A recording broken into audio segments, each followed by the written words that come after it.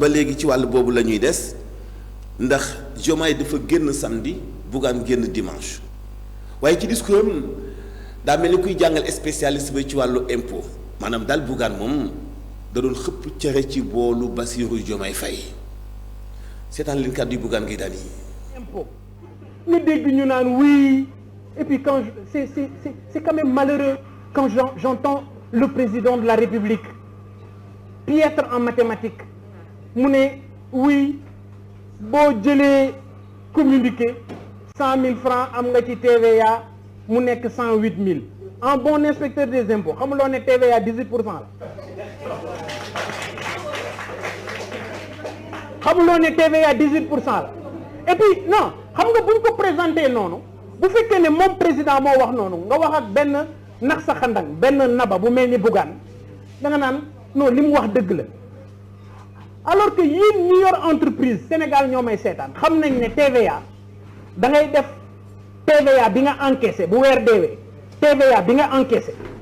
ak TVA bi nga dépensé nga def balance moom ngay déposer impôt bu positivé ci yow ça veut dire impôt moo la yoree TVA bu fekkee ne dafa négatif ça veut dire que yow yaa war a dollil impôt TVA donc xam nga kon buñ ko présenté ne oui da ngay jël TVA bi tàgge bi 18% nga lekk ko xam nga des médias ñaata lañ leen di laaj TVA presque 1 milliard et je vous dis comment ça s'est passé un inspecteur des impôts moo toog ci bureau xam nga ceebu inspecteur nag niroowul ak ceebu ñoom Sarr ñoom ay enseignants lañu dóor sa ceeb ba nga cin dóor 3 normaux split bi di la upp nga ne non xaaral non des médias xaaral ma dóor leen 1 milliard TVA je dis c'est pas sérieux man des médias aw ma fa litre essence man des médias fayuñu suma salaire musuñu maa fay salaire immeuble boobu ñu nekk immeuble boobu maa ko moom musuñu faa fay loyer. Ne pensez pas que les gens qui sont dans les médias moo leen di jox xaalis vous pensez que ñu nekk ci média moo leen di jox xaalis mais yéen ñi yor site yu ndawaan yi yéen xam ngeen li ci nekk xam ngeen ne lu ngeen toltolaanul lu ngeen góorgóorluwul lu ngeen defalul seen bopp mais amu leen ko donc bu ñu jël jeune reporter yi di leen dóor ci kaw patron de presse bu ñu jël ces vaillants cadreurs di leen dóor ci kaw patron de presse dégg naa sax ñuy wax naan oui dañuy jël seen BRS wala VRS dagg la impôt yow liggéeykat bi après duñu ko verser ñun man li ma jiite man xam ko nañ ñu ci këccët bokkuñu ci non yamuma foofu j'ai demandé à la direction de des médias Sen TV et Zik FM ñu wax képp kuy liggéeyee foofu na demal boppam mu vérifier ku ko ñamee na ko wax dama ne leen ils sont en règle avec toutes les institutions sociales et même fiscales bu ngeen fàttalikoo 2021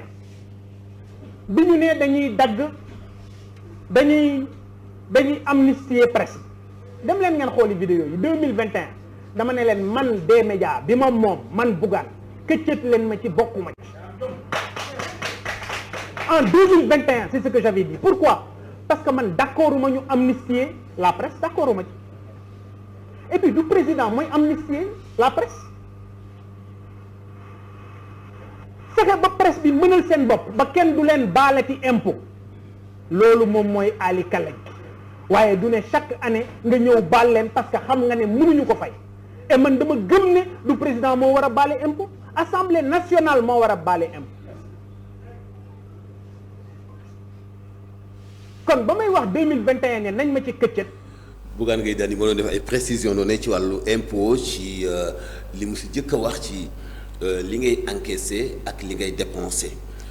sama ka may jàngal ci wàllu impôt na daf mën a ca loolu la ngay dépenser mun na nekk ay travaux mun na nekk leneen alors que loolu itam fisc daf ci war a génn te souvent booy def lu liggéey ci wàllu suuf gi mun ngaa jubóog nit ki ci 8000 wala 10 000 fay ko xaalisam alors que loolu itam war na am TVA boo xam daf ciy génn nga jëlee ko ci xaalisam bokk ci li ngay versé waale xam naa doon naa soxla itam mu boole ko ci ay détails ak faram-fàcce yi nga xamante ni bii moom la doon def ci wàllu boobale en tout cas détaillé na lu bëri ci groupe des médias ak liggéeykat yi ngir contester li nga xam mooy taxawaayu président Bassirou Diomaye Faye wax ni itam ci seen jeune reporter yi nga xam ni bu ñu leen dóor ci kaw seeni ay patron loole nag xam ngeen ni itam position am la waaye ñëpp remarqué ndoo souffrance ak coono bi way taskatu xibaar yi di jànkuwanteel ci seen wàllu liggéey en tout cas kenn xamul ban tànk la